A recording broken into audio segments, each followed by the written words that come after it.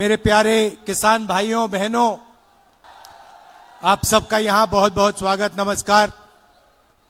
Media के हमारे मित्र हैं, आपका भी यहां पे स्वागत, नमस्ते। पार्लियामेंट में आपने भाषण देखा मेरा? देखा था? देखिए, प्रेसिडेंट्स एड्रेस होता है, उसमें हर साल राष्ट्रपति का भाषण होता है और उसके बाद पहला स्पीकर ऑपोजिशन का एलओपी होता है।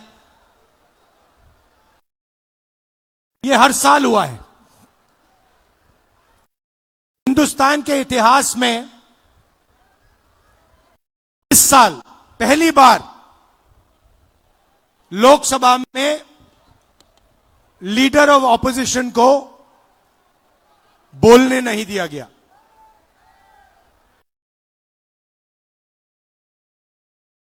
मैंने स्पीच शुरू की,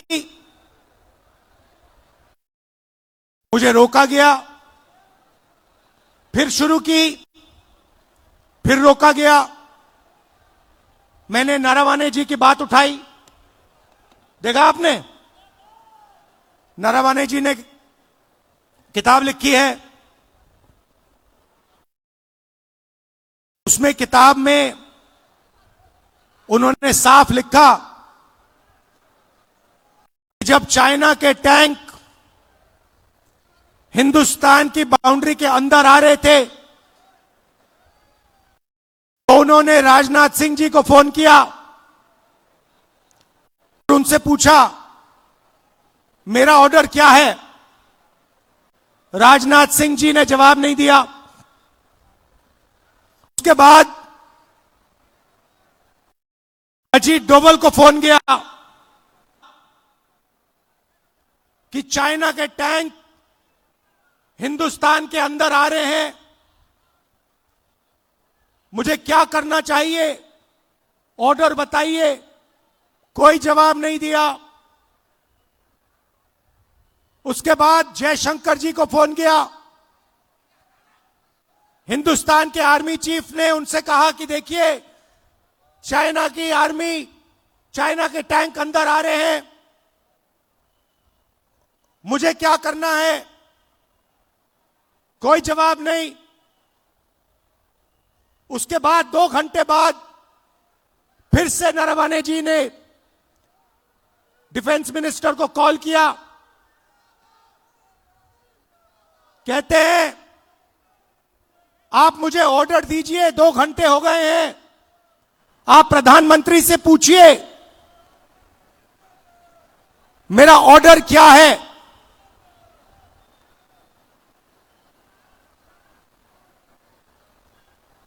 ये सवाल इसलिए पूछ रहे थे क्योंकि चाइनीज आर्मी पर फायर करने का निर्णय प्रधानमंत्री को देना पड़ता है। युद्ध का निर्णय आर्मी चीफ नहीं ले सकता है, वो मिलिट्री डिसीजन नहीं होता है, वो राजनीतिक पॉलिटिकल डिसीजन होता है और वो प्रधानमंत्री लेता है। चाइना की आर्मी अंदर आ रही है, हिंदुस्तान के आर्मी चीफ घंटों फोन लगा रहे हैं, कोई जवाब नहीं। उसके बाद राजनाथ सिंह जी प्रधानमंत्री को फोन करते हैं। प्रधानमंत्री ने आर्मी चीफ से बात नहीं की, वो छुप गए अपने कमरे में और रक्षा मंत्री से कहते हैं कि आर्मी चीफ को बताओ जो वो उचित समझे वो करें। आर्मी चीफ अपनी किताब में लिखता है कि उस दिन मुझे हिंदुस्तान की सरकार ने, प्रधानमंत्री ने अकेला छोड़ दिया।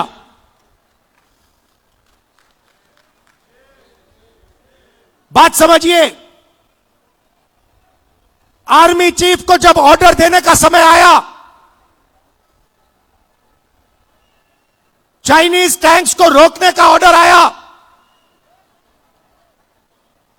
हमारे प्रधानमंत्री गायब हो गए। यह तो शुरुआत थी। पार्लियामेंट में यह बोलने की कोशिश कर रहा था, बोलने नहीं दिया। जैसे मैं बोला,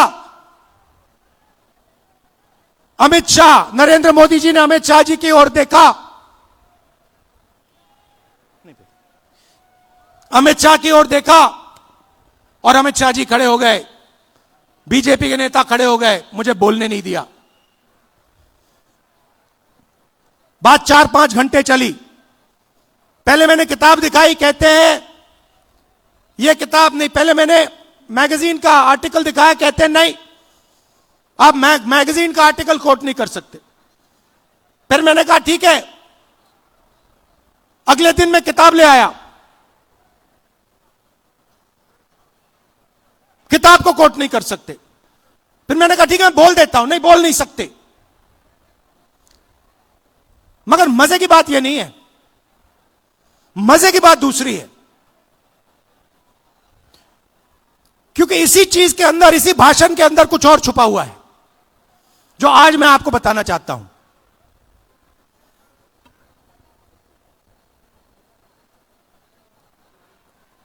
हुआ क्या?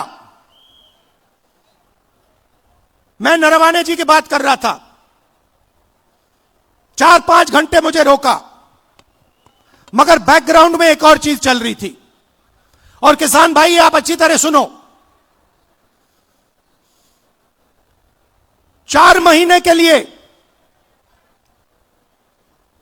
हिंदुस्तान और अमेरिका का जो समझौता है, वो रुका हुआ था।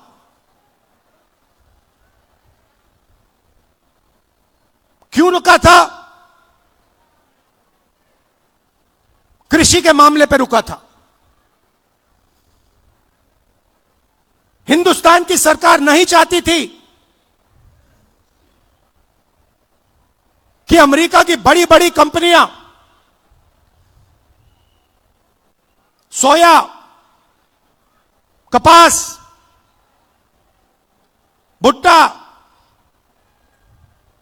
हिंदुस्तान में बेच पाए, दाल हिंदुस्तान में बेच पाए। हिंदुस्तान का कोई किसान नहीं चाहता, कोई राजनेता नहीं चाहता, और हिंदुस्तान की सरकार भी नहीं चाहती थी। 4 महीने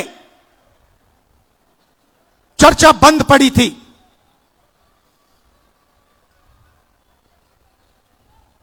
मैंने भाषण किया। भाषण में मैं सिर्फ नरवाने जी की बात नहीं करने जा रहा था, मैं 2-3 चीज और कहना चाहता था। मेरे भाषण खत्म होते ही, अच्छी तरह सुनिए आप, मेरे भाषण खत्म होते ही प्रधानमंत्री गए लोकसभा से। शाम को बिना राजनाथ सिंह जी, बिना शिवराज चौहान जी, बिना गडकरी जी, मतलब बिना अपने कैबिनेट से पूछे, उसी दिन शाम को नरेंद्र मोदी जी ने ट्रंप को फोन कॉल लगाया। ट्रंप ने ट्वीट किया है कि हिंदुस्तान के प्रधानमंत्री ने मुझे फोन किया।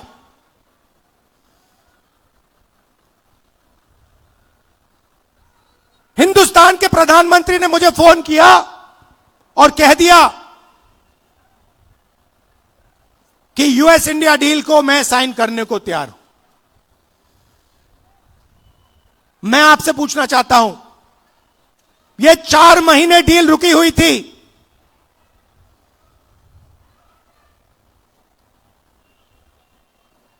4 महीने यह डील रुकी हुई थी। लोकसभा से नरेंद्र मोदी भाग के गए। आप सबने टीवी पे देखा, भागते हुए गए। अगले दिन झूठा बहाना बनाया कि कांग्रेस पार्टी की महिलाएं उन पर आक्रमण करने जा रही थी। सच्चाई है कि प्रधानमंत्री पार्लियामेंट में नहीं खड़े हो पाए और फिर सीधा फोन लगा ट्रंप को। आप शिवराज चौहान जी से पूछिए, कृषि मंत्री हैं, क्या कैबिनेट ने निर्णय लिया? नहीं। राजनाथ सिंह जी से पूछिए, गडकरी जी से पूछिए, कैबिनेट से कुछ नहीं पूछा गया। सीधा प्रधानमंत्री ने फोन किया, कहा मैं डील करने को तैयार हूं। क्यों किया? 4 महीने कुछ नहीं हिला और फिर एकदम नरेंद्र मोदी जी ने फोन किया और हिंदुस्तान के किसानों को बेच दिया, हिंदुस्तान की गारमेंट इंडस्ट्री को बेच दिया, हमारा सारा का सारा डेटा अमेरिका को दे दिया। क्यों? 2 कारण है भाई और बहनों। पहला कारण, अमेरिका में लाखों फाइल, एप्स्टीन की फाइल बंद पड़ी हुई हैं। लाखों फाइल, 30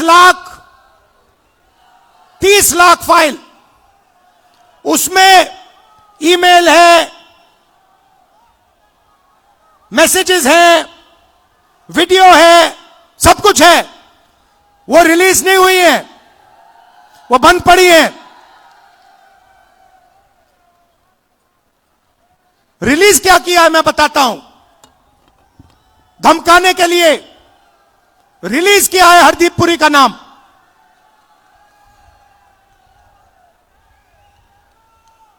वो मैसेज है कि भैया अगर आपने हमारी बात सुनी नहीं तो फिर उन फाइलों में से माल निकलेगा।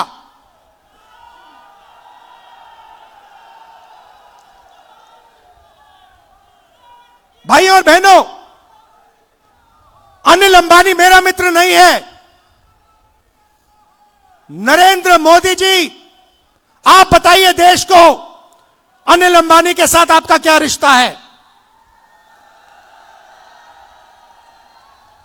अनिल अंबानी एप्स्टीन फाइल में है, हरदीप पुरी एप्स्टीन फाइल में है, और एप्स्टीन फाइल में और भी नाम है जो अभी छुपे हुए हैं। पहला कारण ये। और दूसरा कारण, और भी खतरनाक कारण, मैं भी आ रहा था, गाड़ी में आ रहा था, मैंने देखा अदानी आईसीसी, जहां भी आप देखो अदानी का नाम है। देखा आपने? एयरपोर्ट, सीमेंट, जहां भी देखो। भाई और बहनों, ये जो अदानी है, ये कोई मामूली कंपनी नहीं है। ये बीजेपी का, नरेंद्र मोदी का पूरा फाइनेंशियल स्ट्रक्चर है। ये इनका पूरा फाइनेंशियल स्ट्रक्चर है। और दूसरी धमकी क्या है? दूसरी धमकी है कि अमेरिका में अदानी जी पर क्रिमिनल केस है। शायद आपको मालूम नहीं है, मगर अदानी जी अमेरिका नहीं जा सकते, यूरोप नहीं जा सकते। डरे हुए हैं कि अगर मैं हिंदुस्तान से बाहर गया, अमेरिका गया, मेरे ऊपर क्रिमिनल केस है, मुझे अंदर कर देंगे, पकड़ लेंगे। भाई और बहनों, अमेरिका का केस जो है, उसका लक्ष्य अदानी नहीं है। उस केस का लक्ष्य नरेंद्र मोदी है। वो तीर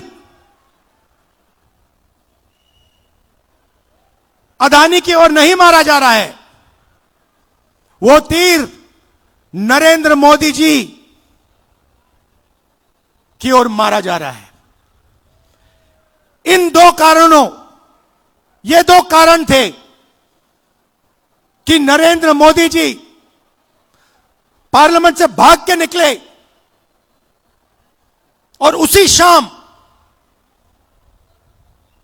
उन्होंने ट्रंप को फोन किया और कहा, सर जो भी आप चाहते हो, जो भी आप उचित समझो वो आप करो, मैं साइन करने को तैयार हूं। देश को बेच दिया। और यह बात सिर्फ मैं नहीं कह रहा हूं, यह बात बीजेपी और आरएसएस के सारे कार्यकर्ताओं के दिल में है। वो सब जानते हैं कि नरेंद्र मोदी जी को दो ग्रिप से चोक कर दिया गया है। नरेंद्र मोदी जी की आंखों में आप देखिए, उनके भाषण देखिए, कल का भाषण देखिए, उनकी आंख में आंख मिला के देखिए, आपको दिखेगा कि नरेंद्र मोदी कॉम्प्रोमाइज्ड है, नरेंद्र मोदी को फंसा दिया गया है और नरेंद्र मोदी ने दबाव में आकर यह डील की है। यह डील नहीं है, यह किसान के दिल में तीर है। बाकी देशों ने, एक और चीज हुई अमेरिका में, अमेरिका के सुप्रीम कोर्ट ने कहा कि ट्रंप ने जो टैरिफ लगाए हैं दुनिया में, उनको हम रद्द करेंगे, और उन्होंने रद्द कर दिया। बाकी देशों ने बात सुनते ही कहा कि देखिए सुप्रीम कोर्ट ने रद्द कर दिया तो हम भी डील रद्द कर रहे हैं। मगर नरेंद्र मोदी के मुंह से एक शब्द नहीं निकला। मैं चैलेंज करता हूं नरेंद्र मोदी जी को, इस स्टेज से चैलेंज करता हूं। अमेरिका के सुप्रीम कोर्ट ने ट्रंप को कहा है कि आपके जो टैरिफ हैं उनको हम रद्द कर रहे हैं। मैं चैलेंज करता हूं नरेंद्र मोदी को कि आप हिंदुस्तान और यूएस की डील को रद्द करके दिखा दीजिए। दम है तो करके दिखा दीजिए। ये नहीं कर सकते हैं। बीजेपी के कार्यकर्ताओं, मैं आपको बता रहा हूं, ये नहीं कर सकते हैं क्योंकि इन पर अमेरिका का, ट्रंप का दबाव है। ये नहीं कर सकते हैं क्योंकि एप्स्टीन की धमकी है और अदानी का जो क्रिमिनल केस है वो इनके सिर के ऊपर लटका हुआ है। हिंदुस्तान को धोखा दिया है, यह सच्चाई है। और सिर्फ किसानों को नहीं, सबसे पहले 21वीं सदी में सबसे जरूरी चीज क्या है? डेटा। 21वीं सदी डेटा की सेंचुरी है। जिसके पास डेटा है वो जीतेगा, जिसके पास डेटा नहीं है वो खत्म हो जाएगा। सीधी सी बात है। दुनिया में सबसे ज्यादा डेटा किसके हाथ में है? किसके पास है? हिंदुस्तान। सबसे बड़ी आबादी है, सबसे ज्यादा डेटा यहां बनता है। दूसरे नंबर पे चाइना है। हिंदुस्तान के डेटा के बिना चाइना का मुकाबला अमेरिका नहीं कर सकता है। बात समझिए, आपके डेटा के बिना अमेरिका चाइना का मुकाबला नहीं कर सकता है। और इस डील में छोटी सी स्क्रिप्ट में पीछे नरेंद्र मोदी ने हिंदुस्तान का सारा डेटा अमेरिका के हवाले कर दिया है। किसानों को खत्म किया, हमारा डेटा दिया, टेक्सटाइल इंडस्ट्री उसको खत्म कर दिया। और उसी के एकदम बाद अमेरिका कहता है देखिए हम तो बांग्लादेश को मदद करेंगे, बांग्लादेश को तो हम टेक्सटाइल में 0% टैरिफ लगाएंगे। हमारा यहां पे मिनिस्टर कहता है कि अगर हिंदुस्तान अमेरिका से कपास खरीदेगा तो हमारे ऊपर भी टैक्स 0। हम अमेरिका से कपास नहीं खरीदते हैं, कपास हमारे यहां उगाया जाता है। तो हमारी पूरी टेक्सटाइल की इंडस्ट्री खत्म हो जाएगी। वहां नहीं रुके। ट्रंप कहता है कि हर साल हिंदुस्तान को 9 लाख करोड़ रुपए 9 लाख करोड़ रुपए का माल अमेरिका से खरीदना पड़ेगा 5 साल के लिए। बात समझिए, अमेरिका कहता है, गारंटी लिया है कि हिंदुस्तान 9 लाख करोड़ रुपए का माल अमेरिका से खरीदेगा। हमारी इंडस्ट्री का क्या होगा? हमारी फैक्ट्रियों का क्या होगा? तो सारा का सारा नरेंद्र मोदी ने दबाव में आकर दे दिया। मैं आपसे पूछता हूं, लिया क्या? एग्रीकल्चर दे दिया, डेटा दे दिया, टेक्सटाइल दे दी, इंपोर्ट दे दिया, लिया क्या? मुझे एक चीज बता दो जो हिंदुस्तान ने लिया है। एक चीज बता दो। कुछ नहीं लिया। पहले से ज्यादा टैक्स हम देंगे। हमारा पहले कम टैक्स था, हमारा टैक्स बढ़ गया। हमें कोई इंपोर्ट की गारंटी नहीं दी। सारा का सारा नरेंद्र मोदी जी ने अमेरिका को दे दिया, बेच दिया। मैं जानता हूं, मैं आपको लिख के दे सकता हूं, अगर नरेंद्र मोदी पे दबाव नहीं होता, अगर धमकी नहीं होती, नरेंद्र मोदी ये नहीं करते। ये जो किया है, हिंदुस्तान को जो बेचा है, ये अपनी छवि को बचाने के लिए, अपने राजनीतिक भविष्य को बचाने के लिए, धमकी से बचने के लिए किया है। और मैं आपको बता रहा हूं, बच नहीं सकते। नरेंद्र मोदी बच नहीं सकते हैं। उनको कोई शक्ति नहीं बचा सकती है अब। और आखिरी बात मैं कहना चाहता हूं, हमारे जो यूथ कांग्रेस के बब्बर शेर हैं, हमारे यूथ कांग्रेस के लोग, हमारे कार्यकर्ता बब्बर शेर, आप किसी से नहीं डरोगे। आप किसी से नहीं डरोगे। आप में कांग्रेस पार्टी का खून है, देशभक्ति का खून है। आप हरी क्रांति लाए, आपने देश को अनाज दिया, भोजन दिया।